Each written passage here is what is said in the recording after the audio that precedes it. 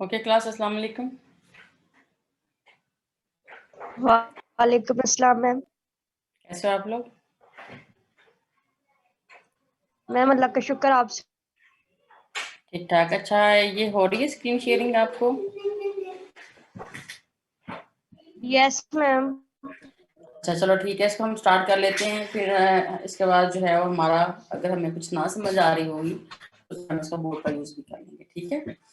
अच्छा, कल हम लोगों ने किया था linear and non linear differential. Linear non linear बोला हम लोगों ने कर लिया था कि नहीं किया था? No ma'am. No ma'am. अच्छा, नहीं किया था। अच्छा, आज हम करते हैं linear and non linear differential equation. ये पहले तुम लोगों ने पढ़ा हुआ है ना, linear and non linear differential equations.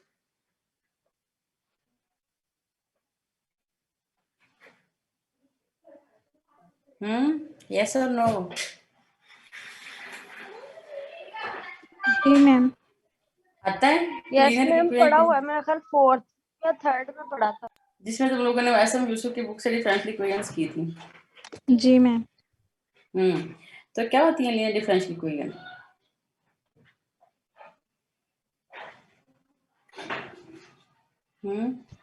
Dependent variable की डिग्री 1 होती है इसमें, और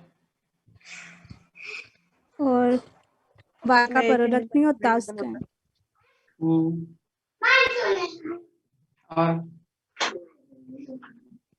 मैम y का कोफिशिएंट y होता है या वो इटसेल्फ होता है या कांस्टेंट होता है? y का कोफिशिएंट y नहीं होना चाहिए, वरना तो नॉन लीनियर में आपको फॉल कर जाएगी ना, ठीक है। Okay ma'am. तो जो हम एक डिफरेंशियल इक्वेशन को हम लोग लीनियर कब कहेंगे, ये उसने उसकी कुछ कैटेगरीज बताई हुई हैं, तो हम उन्हीं कैटेगरीज को देख लेते हैं कि क्या होगी, ठीक है। तो यहाँ पे वो कहता है differential equation is said to be linear if it is of first degree in the dependent variable and all of its derivatives. जब सारे के सारे इसके डेरिवेटिव्स हैं और डिपेंडेंट वेरिएबल इटसेल्फ, इसकी जो डिग्री है वो कैसी होनी चाहिए? 1 होनी चाहिए, ठीक हो गया।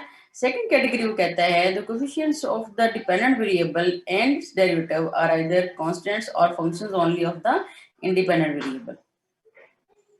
इसकी समझ आई? कोएफिशिएंट्स की समझ आई? जी मैम।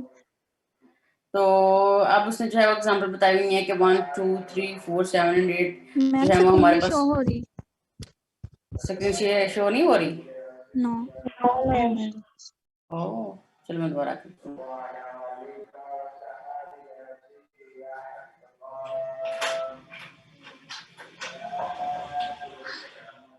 अब हुई? Yes ma'am.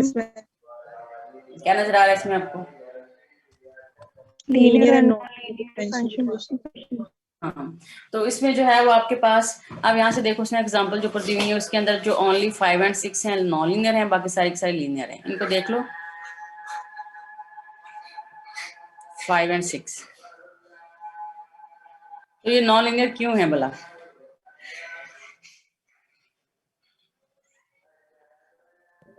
मैम उनकी डिग्री 1 नहीं है। डेरिवेटिव की डिग्री 1 नहीं है, ठीक है। जैसा होने दो, थोड़ा सा मैं बोलती हूँ।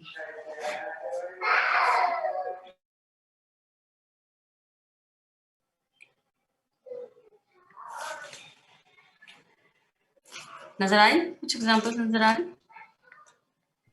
जी। अच्छा, अब ये जो है इसमें हम लोगों ने आइडेंटिफाई करना है कि कौन कौन सी लीनियर है, कौन कौन सी नॉन लीनियर। पहले ये बताओ, ये लीनियर है कि नॉन लीनियर है? लीनियर। Linear ma'am. सेकंड देखो, लीनियर। थर्ड वाली, लास्ट वाली, लीनियर मैम। ये सारी की सारी नॉन लीनियर है। ये कैसी डिफरेंशियल इक्वेशंस हैं? इक्वेशंस कैसी हैं सारी की सारी? Non linear. नॉन लीनियर ये किस तरह की हैं? Non linear. All examples are non linear differential equation. इस पहली वाली इक्वेशन को किसने नॉन लीनियर किया? स्क्वायर अब उसकी डिग्री 2 है सर।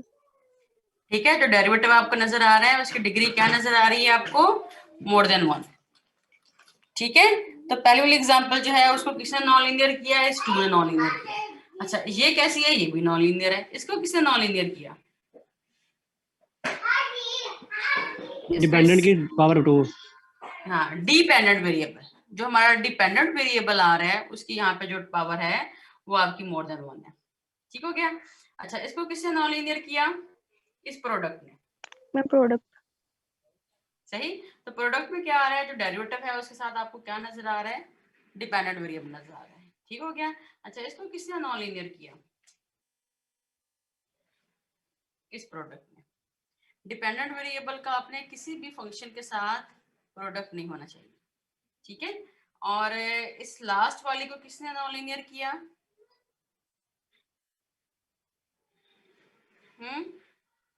उस्मान, किसने नॉन लीनियर किया? यहाँ पे जो है ये हमारे पास इसका प्रोडक्ट आ गया। Yes ma'am. ठीक है, तो ये सारी की सारी एग्जांपल किस डिफरेंशियल इक्वेशन की हैं? नॉन लीनियर डिफरेंशियल इक्वेशंस की हैं। क्लियर हो गया। तो उसने क्या बोला था अभी आपकी जो स्क्रीन शेयरिंग में कहा था? उसने कहा था कि the degree of dependent variable and all of its derivatives should be equal to 1।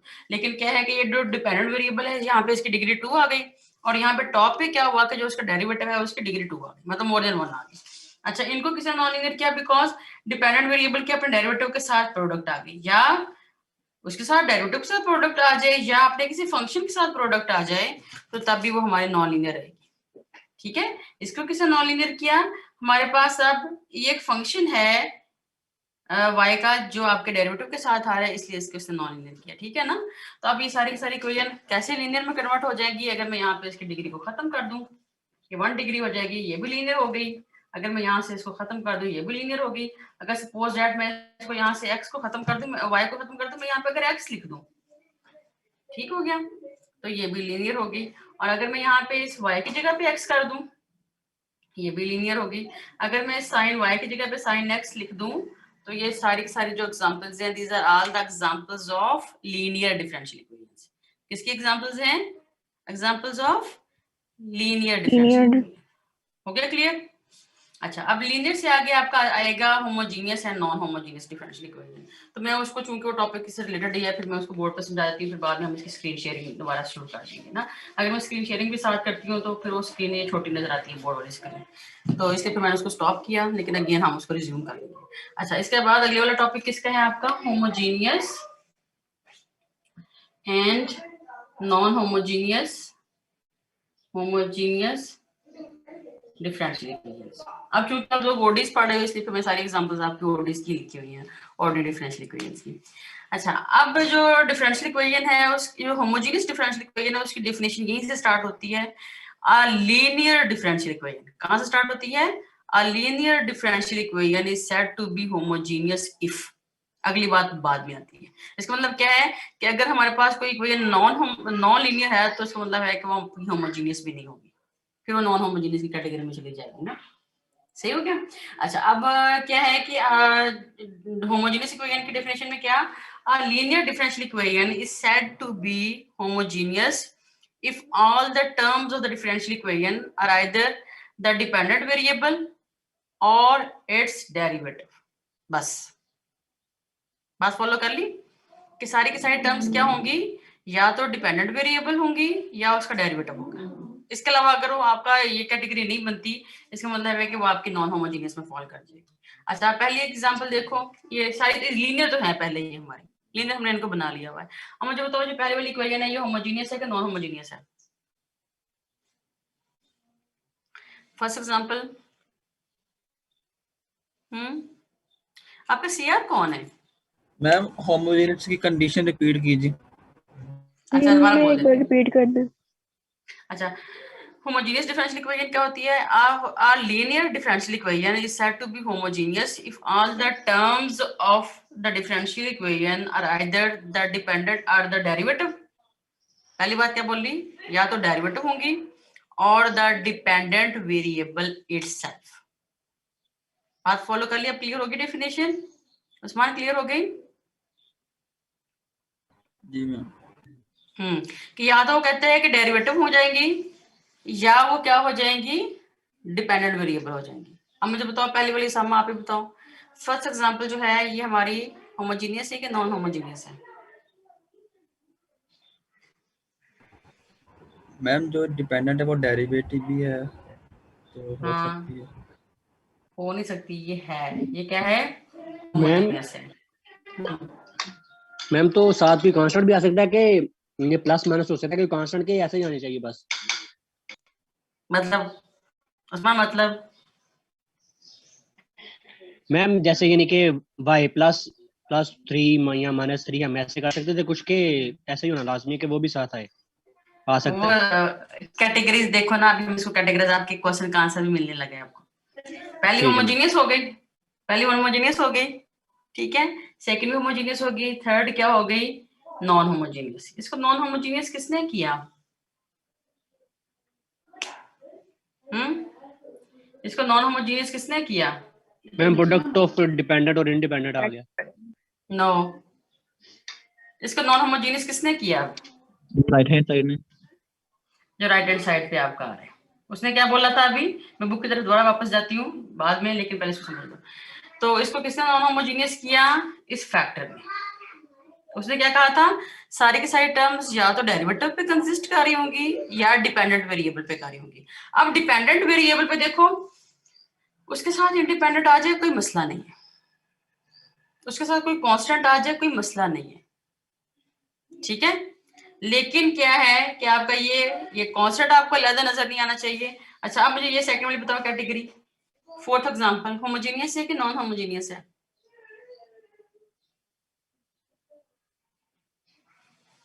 Fourth example Usman,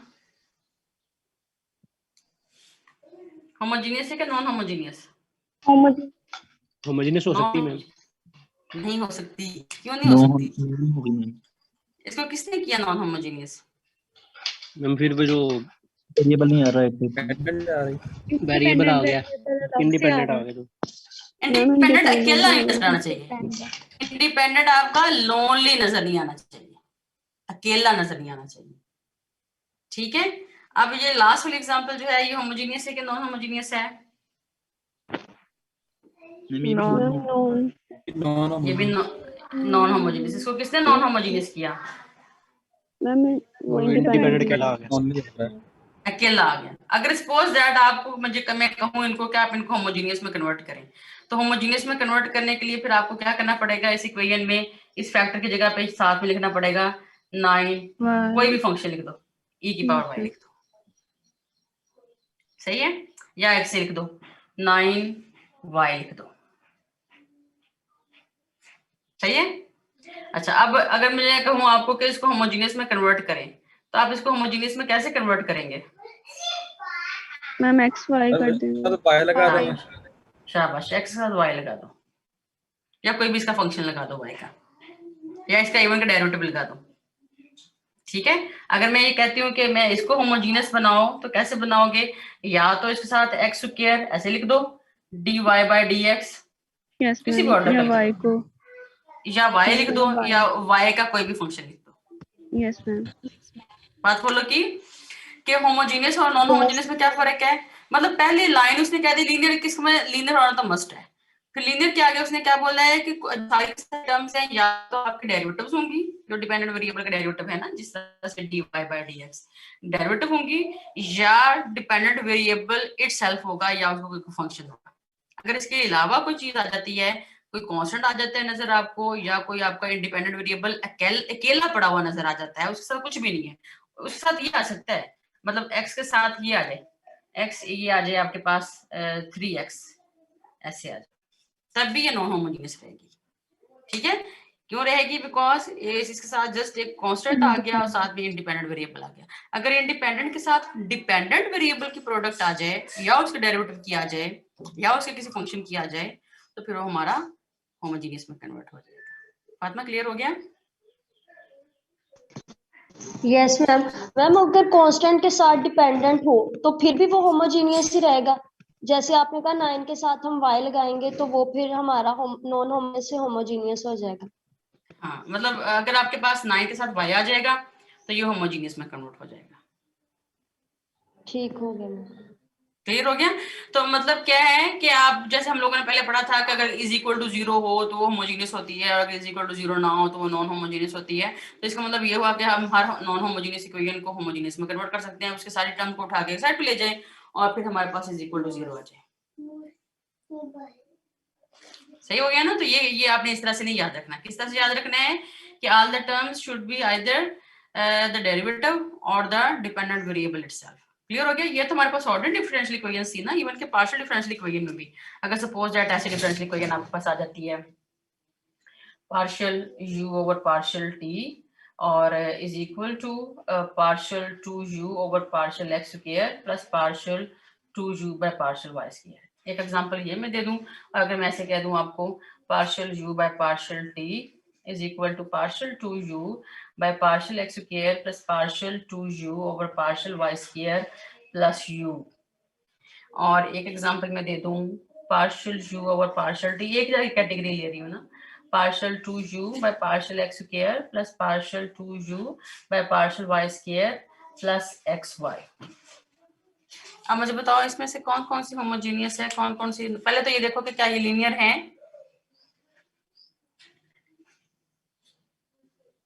क्या ये लीनियर है?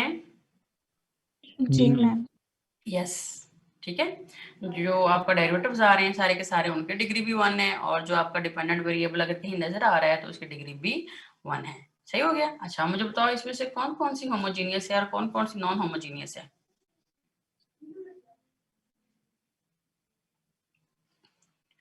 मैम पहले तो होमोजेनियस होगी, सेकंड वाली? Ma'am second non homogeneous. क्यों Usama? Ma'am homogeneous X Y जो तो दे रहे हैं ना, इसके अंदर हमारे पास वो इंडिपेंडेंट है, तो वो सेपरेट आ रहे हैं, लोन आ रहे हैं, इसलिए। पहले तो आइडेंटिफाई करो इसमें इंडिपेंडेंट कौन से हैं और डिपेंडेंट कौन से हैं। मैम मैंने यू डिपेंडेंट है और टी इंडिपेंडेंट है। टी इंडिपेंडेंट है टी ओनली और टी एक्स, इंडिपेंडेंट, एक्स भी है Only T ma'am, and x भी है एक्स और मैम स्क्रीन वाई शो भी है, नहीं हो सी रही। भी। मैं पास कर देती हूँ इसको। अब देखो क्लियर हो? मैम टी एक्स और वाई है इंडिपेंडेंट वेरिएबल। मैम शाबाश।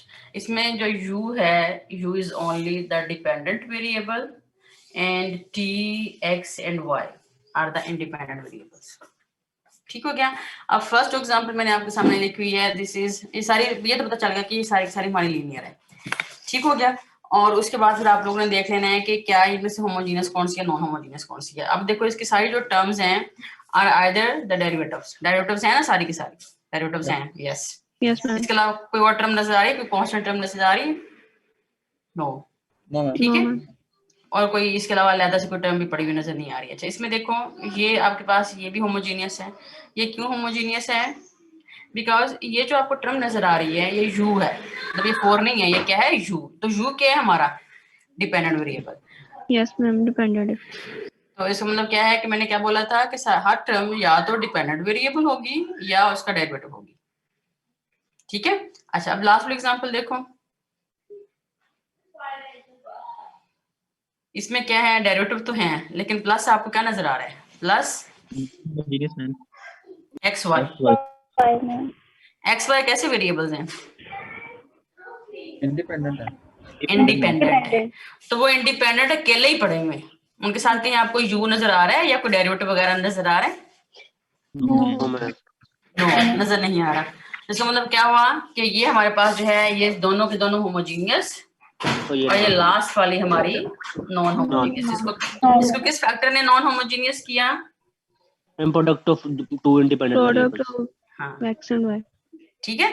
अगर इसके साथ मैं लगा दूं u, सपोज दैट मैं इसके साथ लगा दूं u, फिर ये क्या हो जाएगी? हो जाएगी। ये होमोजीनियस हो जाएगी। अब समझ आ गई? डिफरेंशिएट करना होगा, पता चल गया कैसे डिफरेंशिएट करना है होमोजीनियस एंड नॉन होमोजीनियस में? यस मैम यस सही है। यस तो अगर मैम। इवन कि Yes, अगर ma'am. यहाँ पे अगर आपका यहाँ पे ये भी आ जाता है +3, फिर भी ये नॉन होमोजीनियस रहती है। ठीक है, लेकिन अगर यहाँ पे ये आ जाता है 3u, फिर ये आपके पास क्या हो जाएगी? होमोजीनियस। सही समझ लगी? आप क्लियर हो गया मैम यानी डिफरेंशिएट कि करना? अगर कोई कोई टर्म विदाउट डेरिवेटिव आ रही है तो उसके साथ डिपेंडेंट वेरिएबल होना लाजमी है। डिपेंडेंट वेरिएबल होना लाजमी है या उसका कोई फंक्शन होना लाजमी है। अगर उसके अलावा है अलहदा से पड़ी हुई है कोई कांस्टेंट टर्म या उसके साथ इंडिपेंडेंट वेरिएबल की प्रोडक्ट है या इंडिपेंडेंट वेरिएबल कोई लोन पड़ा हुआ है, इवन अगर इसके साथ टी आ जाता है तो तभी ये क्या हो जाती है, नॉन होमोजेनियस। नॉन होमोजेनियस हो जाएगी। तो फॉलो कर मैम लिया अगर पॉइंट। ओवर फॉर्म में आ जाए कोई, मतलब 9/y आ जाए जैसे थर्ड इक्वेशन में। लास्ट की बात कर रहे हो ये मैं दूसरी यहाँ पे साइड आप इधर कह रहे हो? हाँ फिर भी ये मतलब नॉन होमोजेनियस है। फिर लिखो मुझे इक्वेशन पे लिखो। ये लिखी हुई है आपने x × dy/dx + xy = some constant. X Y plus, या आप ऐसे कर लो, आप इसको ऐसे कर लो, मतलब इसको ऐसे कर लो कि यहाँ पे लिख दो 9/y, ऐसे ही बात कर रही हो ना? जी मैम। इवन के 1/y भी हो जाए तब भी ये नॉन होमोजेनियस रहेगी।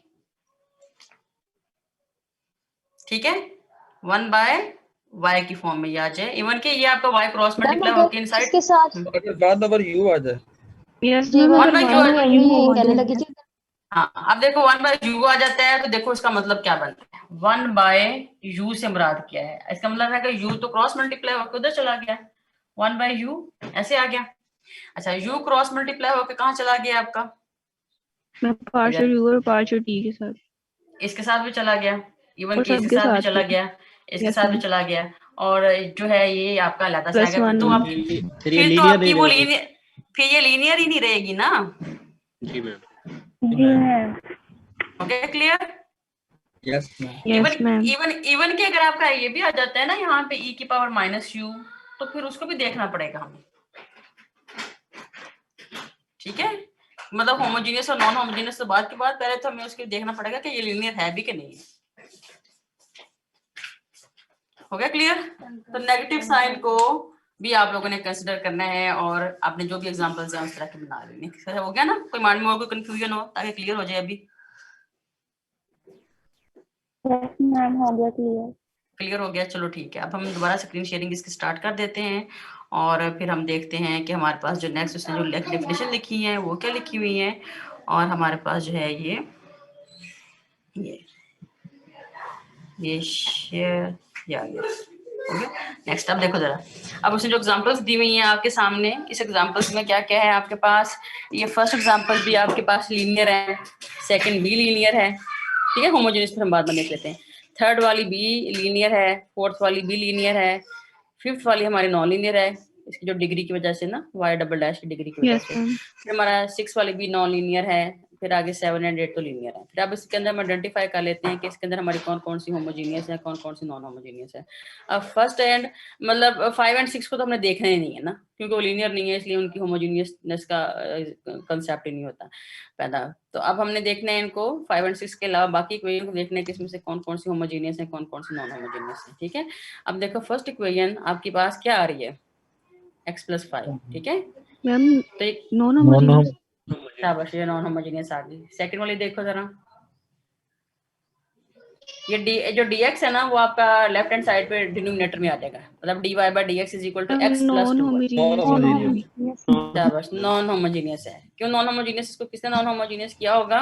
मैम वो मैम X ने। इंडिपेंडेंट डिपेंडेंट आ एक्स गया। है, इंडिपेंडेंट एक्स, सॉरी। अकेला आ रहा है। हाँ, अकेला आ रहा है। और थर्ड एग्जांपल देखो,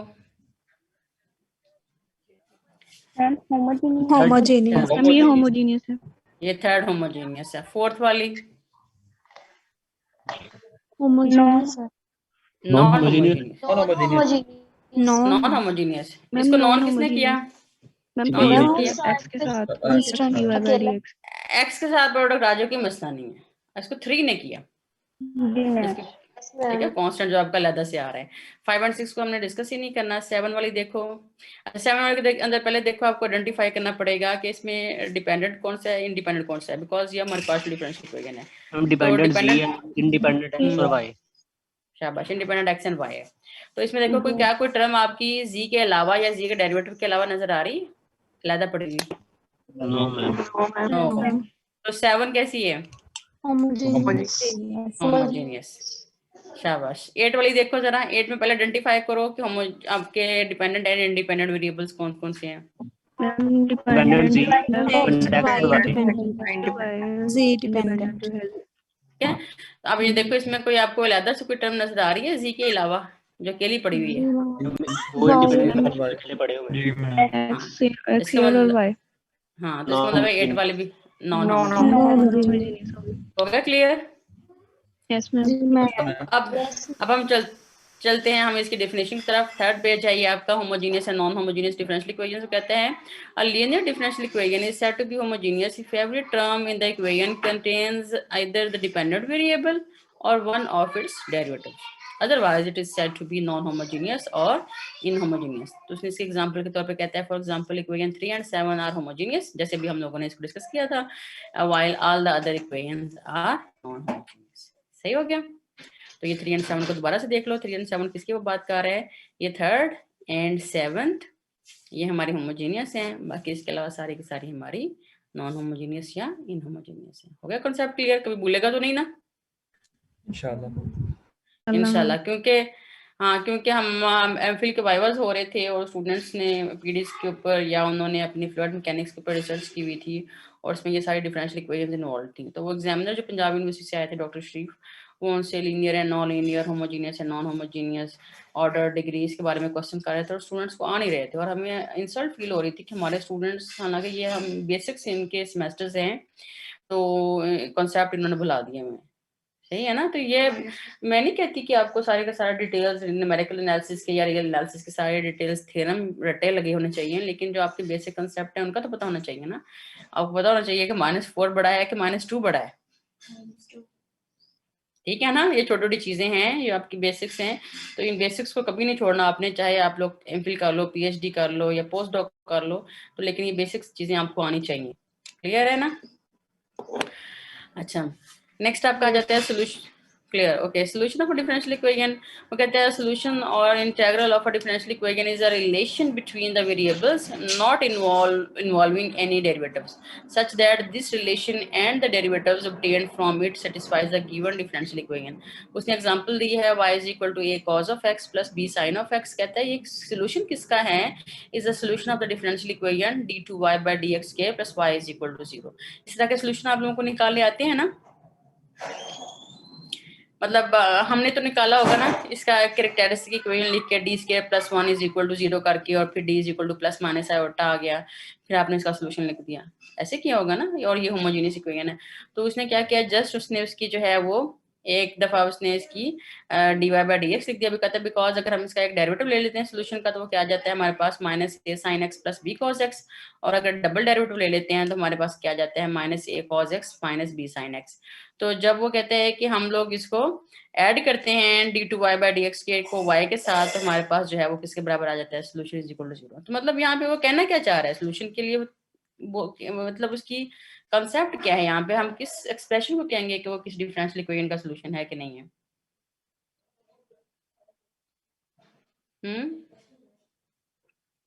मतलब किसी भी एक्सप्रेशन को हम कहेंगे कि ये किसी डिफरेंशियल इक्वेशन का सोल्यूशन है कि नहीं, तो उसके लिए क्या करना पड़ेगा आपको? अगर वो उस डिफरेंशियल इक्वेशन को सेटिस्फाई कर देता है तो इट मींस कि वो उसका सोल्यूशन होगा, अगर वो उसको सेटिस्फाई नहीं करता तो हम कहते हैं कि ये इसका सोल्यूशन नहीं है।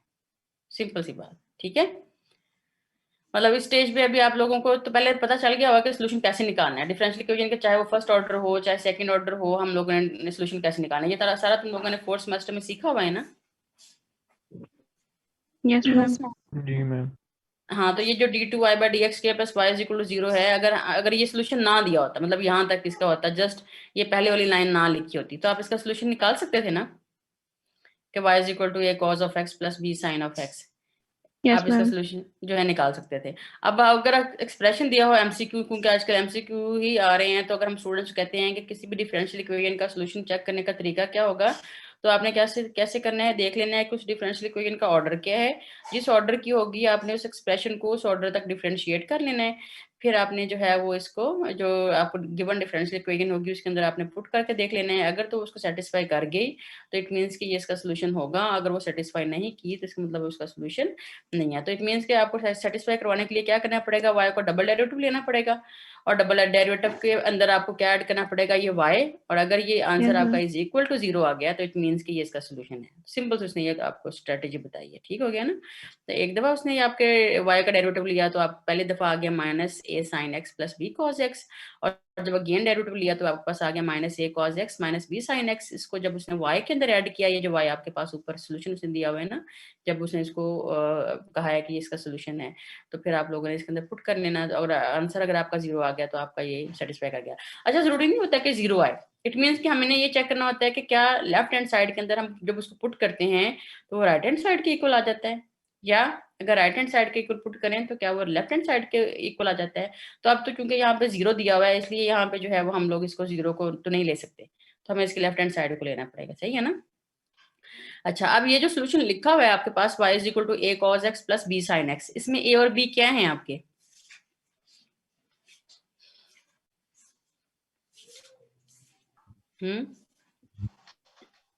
Arbitrary constants. ये क्या है आपके arbitrary constants, because you don't know what is the value of a and b। तो अब आपको अगर इन a और b की वैल्यू का पता चल जाए तो ये जो सोल्यूशन है इसका, अगर हमें इनका पता ना हो तो इनको कहते हैं जनरल सोल्यूशन, और अगर हमें इस a और b की वैल्यूज का पता चल जाए तो इसी सोल्यूशन को हम क्या कहेंगे, पार्टिकुलर सोल्यूशन। तो बताइए हमें पार्टिकुलर सोल्यूशन कैसे मिलता है उसामा? मैम रिवाइज करने वाला है, थोड़ा सा पढ़ा हुआ है। उजैर आप बताओ, हम जनरल सोल्यूशन से पार्टिकुलर सोल्यूशन कैसे निकाल सकते हैं? मैम ए और बी की वैल्यू निकाल के पुट कर देंगे तो पार्टिकुलर सोल्यूशन आ जाएगा। हाँ, लेकिन उसके लिए क्या रिक्वायर्ड होता है, एक्स और वाई के पॉइंट्स। शाबाश, उसके लिए कंडीशंस रिक्वायर्ड होती हैं, एक्स्ट्रा कंडीशंस, उनको कहते हैं इनिशियल कंडीशंस या बाउंड्री कंडीशंस कहते हैं। अगर वो आपके इंडिपेंडेंट वेरिएबल की एक ही पॉइंट के ऊपर हो तो वो इनिशियल कंडीशन हो जाएंगी, और अगर वो आपके दो डिफरेंट पॉइंट्स के ऊपर हो तो वो बाउंड्री कंडीशंस हो जाएंगी। ये आगे आएगा, ये मैं दोबारा से एक्सप्लेन कर दूंगी बाद में, ठीक है ना। तो मतलब कोई एक्स्ट्रा इन्फॉर्मेशन रिक्वायर्ड होती है किसी भी डिफरेंशियल इक्वेशन के पार्टिकुलर सोल्यूशन निकालने के लिए। अब यहाँ पे देखो, ये जो डिफरेंशियल इक्वेशन है ये किस ऑर्डर की है, ये जो d2y/dx² plus y equal to 0 है, इसका ऑर्डर क्या है, 2। इसका ऑर्डर क्या है, 2 है। तो इसका जो सोल्यूशन आ रहा है, जनरल सोल्यूशन आ रहा है, इसके अंदर कितने आर्बिट्रेरी कांस्टेंट्स इन्वॉल्वड हैं, 2। सही है। तो जितना किसी डिफरेंशियल इक्वेशन का ऑर्डर होता है उसके अंदर उतने ही आर्बिट्रेरी कांस्टेंट्स इन्वॉल्व होते हैं, और उन आर्बिट्रेरी कांस्टेंट्स की वैल्यू फाइंड आउट करने के लिए हमें उतनी ही इनिशियल या बाउंड्री कंडीशन रिक्वायर्ड होंगी। तो अगर सपोज दैट ये आपके पास डिफरेंशियल इक्वेशन ये जो लिखी हुई है ये है, तो इसका मतलब है कि अगर हमें इनिशियल कंडीशन चाहिए होगी सारी की सारी, तो वो कितनी होनी चाहिए, 2, ठीक है। और अगर बाउंड्री कंडीशन हो तो बाउंड्री कंडीशन भी आपको 2 रिक्वायर्ड होंगे। तो मतलब एक्स्ट्रा जो कंडीशन रिक्वायर्ड है वो 2 होनी चाहिए। जितना किसी का ऑर्डर होता है उतनी ही आपको कंडीशन रिक्वायर्ड होती हैं, ठीक है, उन आर्बिट्रेरी कांस्टेंट्स को फाइंड आउट करने के लिए। अब जनरल सोल्यूशन की बात करते हैं, कहते हैं when the number of arbitrary constants या functions in the solution of an ordinary differential equation is equal to the order of the differential equation, then the solution is called the general solution or complete solution or complete integral. अच्छा, अगर ये class खत्म होगी ना, दोबारा से आप लोगों ने ज्वाइन करना है इसको। तो कहते हैं for example y is equal to a cos x plus b sin x is called the general solution of the differential equation d2y/dx² plus y d2y/dx² plus y is equal to 0 because it involves two arbitrary constants and also the order of the differential equation is 2। सही। Particular solution क्या कहते हैं, particular solution is the solution obtained from the general solution by giving particular values to the arbitrary constants.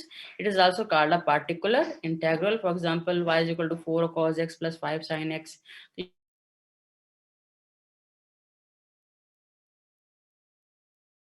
Okay, welcome back. आवाज आ रही है? जी ma'am. Okay, अच्छा, ये general solution के पार्टिकुलर सॉल्यूशन समझ लग गई? Yes ma'am. क्लियर हो गया। तो आप देखो कि अगर आप इसका जो है वो डबल डेरिवेटिव निकालो y का और इसको फिर y के अंदर ऐड अप करो तो ये जो डिफरेंशियल इक्वेशन है ये इसको सेटिस्फाई कर जाएगी, ठीक है। आगे आपका आ जाता है सिंगुलर सॉल्यूशन। अच्छा, सिंगुलर सॉल्यूशन के बारे में पहले आपको बता दूं कि सिंगुलर सॉल्यूशन होता क्या है।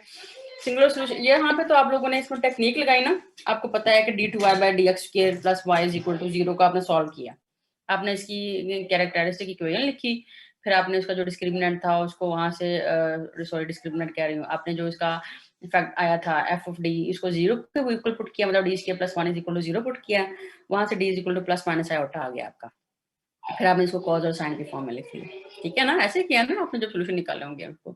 अच्छा, तो यहाँ पे कोई टेक्निक लगा के आपने इसका सोल्यूशन निकाला है, या अगर फॉर एग्जांपल फर्स्ट ऑर्डर की हो तो हम इसको सेपरेटिंग ऑफ वेरिएबल से कर सकते हैं, या हम उसको देखते हैं कि वो होमोजेनियस है, एग्जैक्ट है, हमारी बर्नौली है, क्लेरार्ड्स इक्वेशन है, कोई भी हम उसको आइडेंटिफाई कर लेते हैं।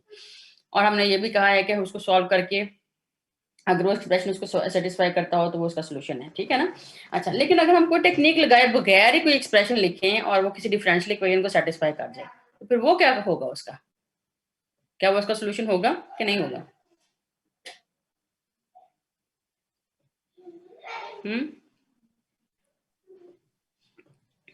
उसामा, उसका सोल्यूशन होगा कि नहीं होगा?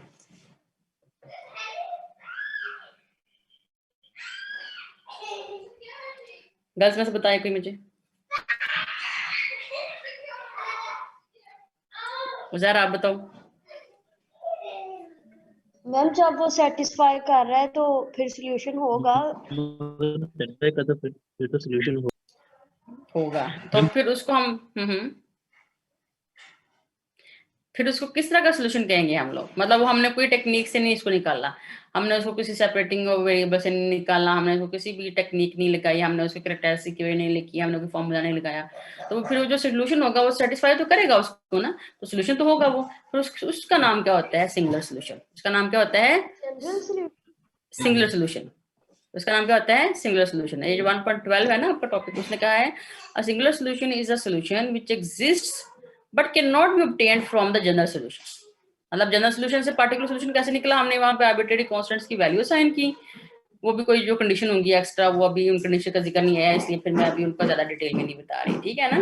तो जो पार्टिकुलर सोल्यूशन होता है this is obtained from the general solution, और जनरल सोल्यूशन जो मिलता है आपको उसमें कोई ना कोई टेक्निक लगानी पड़ती है, ठीक है। लेकिन जो सिंगुलर सोल्यूशन है वो कोई भी आपका एक्सप्रेशन अगर किसी भी डिफरेंशियल इक्वेशन को सेटिस्फाई कर जाए तो वो क्या हो जाएगा? उसका सोल्यूशन तो होगा, लेकिन उसका नाम क्या होता है? सिंगुलर सोल्यूशन होता है। ठीक हो गया?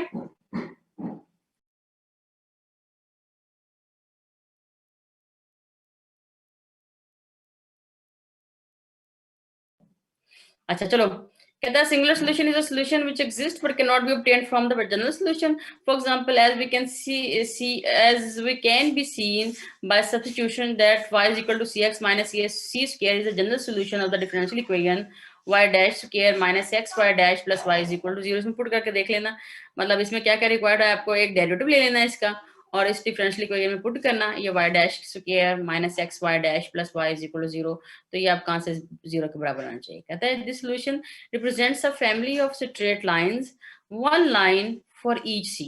मतलब c को अगर आप लोगों ने फॉर एग्जांपल 0 रख दिया तो y इज इक्वल टू 0 आ जाएगा, फिर c इज इक्वल टू 1 रखो, c इज इक्वल टू 2 रखो, तो इस तरह से वैल्यू डिफरेंट देते जो उसको, तो यहाँ से जो है वो हमारे पास इसका सोल्यूशन आ जाएगा। तो इसका बोला y इंटरसेप्ट क्या आएगा? इस लाइन का y इंटरसेप्ट क्या आएगा? माइनस सी स्क्वायर। y इंटरसेप्ट निकालने के लिए क्या करते हो? देख लो ना ये फर्स्ट ईयर वाला कंसेप्ट। मैम x को 0 मैम x 0 लेते हैं। y इंटरसेप्ट के लिए आप x को 0 पुट कर देते हो, तो देखो जरा जब आप इसमें x को 0 पुट करोगे, ये जो सोल्यूशन इसमें लिखा हुआ है, तो ये y किसके बराबर आ जाएगा आपका? माइनस सी स्क्वायर के, ठीक है। और x इंटरसेप्ट के लिए क्या करते हो आप लोग? y को 0 मैम y को 0। शाबाश, y को 0 पुट कर देते हैं, तो यहाँ से फिर x इंटरसेप्ट आपके पास क्या आ जाएगा? C X is equal to minus C square आ जाएगा, तो x बराबर किसके आ जाएगा? c के आ जाएगा, ठीक है। तो x इंटरसेप्ट ये आ गया आपका। तो ये जो कहते हैं कि आप c की डिफरेंट वैल्यूज रखते जाएं, तो यहाँ से आपके पास जो है वो स्ट्रेट लाइन की आपको फैमिली पूरी एक मिल जाएगी। कहते हैं these are particular solutions, substitution also shows that y is equal to x square by 4 is also a solution. अब देखो y is equal to x square by 4 जो है जब आप इसमें पुट करेंगे तो यहाँ से जो है ये आपको इसका सोल्यूशन मिल जाएगा। अच्छा, ये जो उसने y is equal to c x minus C square solution निकाला है, ये भला कैसे निकाला?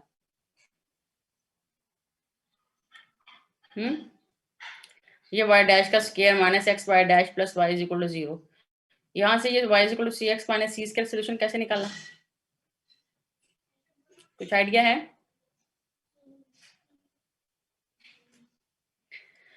फर्स्ट ऑर्डर की डिफरेंशियल इक्वेशन है, ये देख लेना, ये लीनियर इक्वेशन है, ये इंटीग्रेटिंग फैक्टर से निकल सकती है, ये आपके पास जो है वो सेपरेटिंग ऑफ वेरिएबल से निकल सकती है, या कोई भी टेक्निक होमोजेनियस है जो भी है, इसकी टेक्निक लगा के आप लोगों ने निकाल लेनी है, ठीक है ना। तो ये जो y इक्वल टू एक्स के बाद 4 है, ये उसने कोई टेक्निक नहीं लगाई, लेकिन कहता है कि ये भी इसका सोल्यूशन है। तो ये जो आपका y इक्वल टू एक्स के बाद 4 सोल्यूशन आ गया, ये कहलाता है हमारा सिंगुलर सोल्यूशन। तो कहता है this is a singular solution of equation 1 since we can't obtain it from y is equal to cx minus c square by choosing a suitable value of c। अब देखो c को जो मर्जी रख लो, क्या c जो है कोई चूज करने से ये आपका y is equal to x square by 4 आपका सोल्यूशन बन सकता है? नहीं बन सकता, c तो कांस्टेंट है ना। तो ये जो आपका पार्टिकुलर सोल्यूशन आ रहा है, ये किस फॉर्म में आ रहा है? लीनियर फॉर्म में आ रहा है। x की डिग्री यहाँ पे क्या आ रही है? 1 आ रही है। तो वो कहता है कि इस सोल्यूशन को, ये जो आपने y is equal to x square by 4 लिया है, ये इसका सोल्यूशन तो है, लेकिन ये सोल्यूशन कैसा होगा? इसका सिंगुलर सोल्यूशन होगा। ठीक हो गया। अब अगला जो है वो आपका है family of curves. Family of curves में थोड़ा सा टच दूंगी और उसके बाद फिर हम इसकी फॉर्मुलेशन जो है वो इंशाल्लाह कल कर लेंगे। तो फैमिली ऑफ कर्व्स में वो क्या कह रहा है कि हमारे पास जो है वो कहता है let x and y be the independent and dependent variables respectively. अब पता है कि जब भी किसी डिफरेंशियल इक्वेशन की जनरलाइज फॉर्म लिखती है तो उसको लिखने का तरीका क्या होता है? नहीं पता?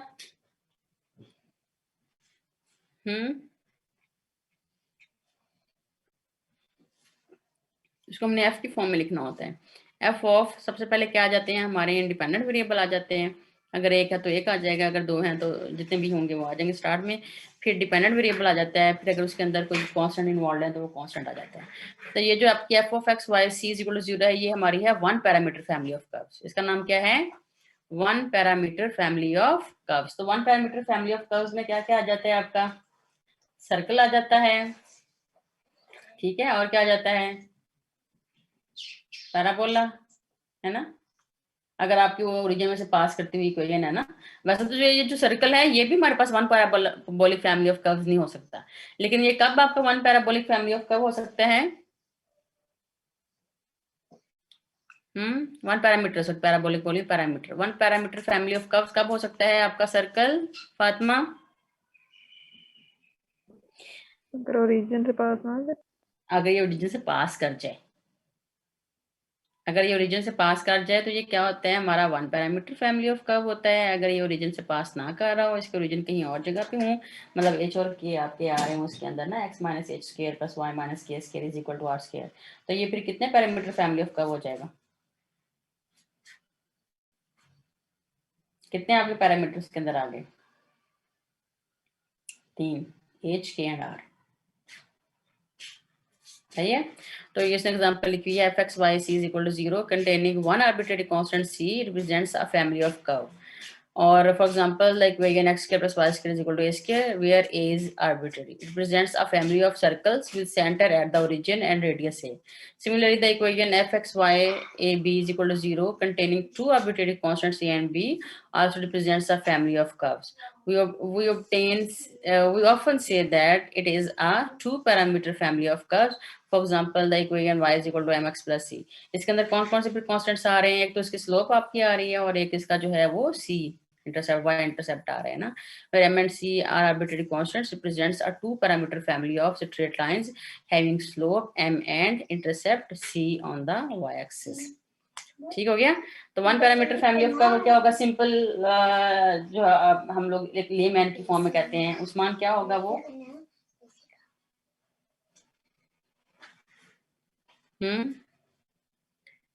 वन पैरामीटर फैमिली क्या होगा कुरतुलैन?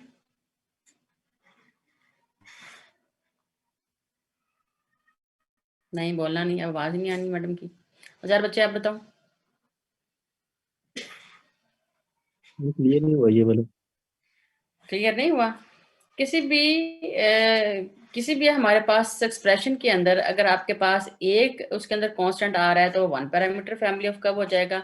अगर उसके अंदर दो आ रहे हैं तो वो two parameter family of curve हो जाएगा। अगर उसके दो से ज्यादा आ रहे हैं तो वो थ्री हो जाएगा। चलो मैं इसको एक्सप्लेन कर देती हूँ आपको कि ये हमारे पास जो है वो पैरामीटर फैमिली ऑफ कर्व क्या होता है। ठीक है, मैं इसको एक्सप्लेन कर देती हूँ बोल के। तो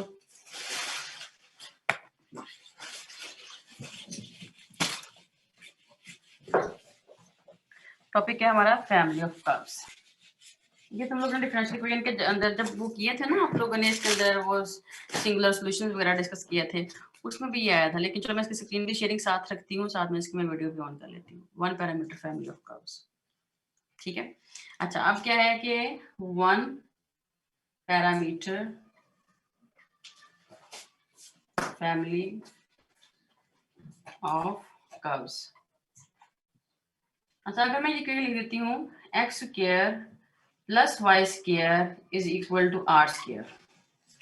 अब मैं आर की वैल्यू क्या क्या ले सकती हूँ यहाँ पे, जो मर्जी लो। मैम बोर्ड स्क्रीन नहीं ठीक आ रही। अब सही आ रही, अब सही आ रही। जी मैम। अच्छा तो इसके अंदर आपके पास आपको इसमें एक्स भी वेरिएबल है, वाई भी वेरिएबल है। इसमें आपको कौन सा कोई कांस्टेंट नजर आ रहा है जिसकी वैल्यू आप खुद असाइन कर सकते हो? और देखो आप ले लो r इज इक्वल टू 0 ले लो, तो ये पॉइंट सर्कल आ गया। आप r इज इक्वल टू 1 ले लो, इसकी इक्वेशन क्या हो जाएगी x square plus y square is equal to 1। आप r इज इक्वल टू 2 ले लो, तो ये क्या हो जाएगा x square plus y square is equal to 4 हो जाएगा, and up to so on. तो ये मुझे क्या इक्वेशन बता रही है कि मुझे बता रही है कि ये सर्कल्स हैं, मतलब एक्स वाई में अंदर सर्कल पॉइंट सर्कल भी हो सकता है, इसका कुछ रेडियस भी हो सकता है, इसका कुछ और बड़ा रेडियस भी हो सकता है, बड़ा रेडियस हो सकता है, ये पूरी की पूरी आपकी यूनिवर्स को कंटेन कर जाए। ठीक है, तो इसके अंदर आप क्या कर रहे हो, आप इसके अंदर एक आर की वैल्यू को चेंज कर रहे हो और आर की वैल्यू को चेंज करके आपके पास क्या आ रही है, डिफरेंट कर्व्स आ रहे हैं। और कर्व्स किस तरह के हैं, उस कर्व्स की शक्ल किस तरह की है, सर्कुलर फॉर्म में। तो इसको क्या बोलते हैं, one parameter family of curves. अच्छा अब अगर फॉर एग्जांपल ऐसे आपके पास आ जाए y is equal to mx, just mx, इसके अंदर क्या है आपके पास कितने आर्बिट्रेरी आपको कांस्टेंट नजर आ रहे हैं, पैरामीटर कितने नजर आ रहे हैं, 1। और वो कौन से वाला है आपका, m में। आप m को चेंज करते जाओ तो आपकी जो है वो लाइन की इक्वेशन उसके मुताबिक आती जाएगी। ठीक है, मतलब जीरो नहीं रखना ना, जीरो से कोई छोटी या बड़ी वैल्यू कोई भी लगा सकते हैं। तो अब अगर फॉर एग्जांपल मैं इसको ड्रॉ करती हूँ for m is equal to 1 के लिए, तो ये लाइन मेरे पास किस तरह की आ जाती है, जो ओरिजिन में से पास कर रही है। ठीक है, जब मैं m इज इक्वल टू 2 ले लेती हूँ तो फिर आपके जो इक्वेशन उसके मुताबिक आपकी आ जाएगी, मतलब हर x की एक वैल्यू के लिए y की वैल्यू डबल होती जाएगी। समझ लगी है ना। तो ये लाइन है, आप जिस मर्जी ड्रॉ करो, नेगेटिव पॉजिटिव, तो ये फैमिली ऑफ लाइंस आपको मिल गई। तो ये भी one parameter family of curve है। तो किसी भी one parameter family of curve को उसने जनरलाइज फॉर्म में कैसे लिखा, f x, सबसे पहले आपका कैसा वेरिएबल आ जाता है, independent variable f x y, और आर्बिट्रेरी कांस्टेंट को a लिख दो, c लिख दो, कोई फर्क नहीं पड़ता, इज इक्वल टू 0। सही हो गया। अच्छा अब अगर ऐसे आ जाए आपके पास इक्वेशन में f x y a and b is equal to 0, अब इसके अंदर आपको कितने आर्बिट्रेरी कांस्टेंट नजर आ रहे हैं, 2 आ रहे हैं। तो ये आपके पास है two parameter family of curves. तो अगर इसी इक्वेशन को ले लो y is equal to mx plus c, तो इसमें आपके पास आर्बिट्रेरी पैरामीटर्स कितने हैं, कांस्टेंट्स कितने हैं, 2। कौन कौन से हैं, m एंड c। आप इन दोनों की वैल्यू को चेंज करोगे तो उसके मुताबिक आपकी लाइन की इक्वेशन आ जाएगी। ठीक है, अगर आपके पास ऐसा हो जाता है x square over a square plus y square over b square is equal to 1, तो ये कितने पैरामीटर फैमिली ऑफ कर्व्स है, 2। कौन कौन से पैरामीटर है, A and B. A and b, major and minor axes इसके। ठीक हो गया। इसी तरह से आप इसकी ले लो एग्जांपल, इसकी हाइपरबोला की ले लो, उसमें ये हो जाएगा x square over a square minus y square over b square is equal to 1। तो ये भी two parameter family of curves है। हो गया क्लियर। अच्छा अगर मैं ऐसे ले लूं इसको x माइनस एच का square plus y minus k का square is equal to are square, तो ये कितने पैरामीटर फैमिली ऑफ कर्व्स है, 3. 3 है। आपने किस किस को चेंज करना पड़ेगा आपको at a time, h H. k and r। K. सही है, अब क्लियर हो गया। Yes, ma'am. तो इवन के अगर आप इसको ऐसे लिख दो, अगर ऐसे लिख दो x माइनस एच का square over a square plus y minus k का square over b square is equal to 1, तो ये जो लास्ट एग्जांपल मैंने लिखी है ये कितने पैरामीटर फैमिली ऑफ कर्व्स है, 4. शाबाश। 4. इसमें क्या क्या आ गया है, एच के ए एंड बी। तो आपको एट अ टाइम चारों को चेंज करना पड़ेगा। तो अगर मुझे इसकी जनरलाइज फॉर्म लिखनी पड़े तो मुझे इसकी जनरलाइज फॉर्म कैसे लिखी जाएगी, f of x y h ऐसे कर लो पहले, a b h k is equal to 0। हो गया clear? Yes ma'am. Ma'am Yes, आप बता ma'am. रहे थे ओरिजिन से पास करने का कुछ आपने बताया स्टार्ट में, वो दोबारा रिपीट कर दो। दोबारा बोलो। मैम ओरिजिन से पास आपने कहा था करने के, आप इस बारे में हाँ। कुछ बताया था, जैसे अभी सर्कल आपने हाँ, अगर आप इसमें जो है वो एच और के को 0 पुट कर लेते हो, ये इसको 0 कर लेते हो, तो ये ओरिजिन में से पास करते हैं, मतलब हमने इसकी वैल्यू को स्पेसिफाई कर दिया ना। ये जो मैंने ऊपर टॉप पे एग्जांपल लिखी हुई है, ये इसी की आपकी जो है वो एक एक्सटेंशन है, एग्जांपल है। तो अगर आप उसकी एच और के की वैल्यू को कुछ फिक्स कर दो, इवन कि अगर मैं ये लिख देती हूँ ना, ये क्वेश्चन किसने किया, उस्मान ने, जिसने भी किया, अगर सपोज दैट मैं ऐसे लिख देती हूँ यहाँ पे x-1 का स्क्वायर प्लस y-2 का square is equal to r square, अगर मैं ऐसे लिख देती हूँ, तो ये वाली एग्जांपल जो है वो कितने पैरामीटर फैमिली ऑफ कर्व्स की है?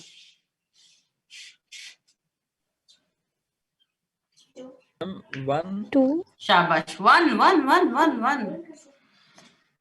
ओनली r की वैल्यू है, जो आप चेंज करते जाओगे तो आपके पास उस फैमिली ऑफ सर्कल मिलता जाएगा। इसमें आपने फिक्स कर दिया है ना।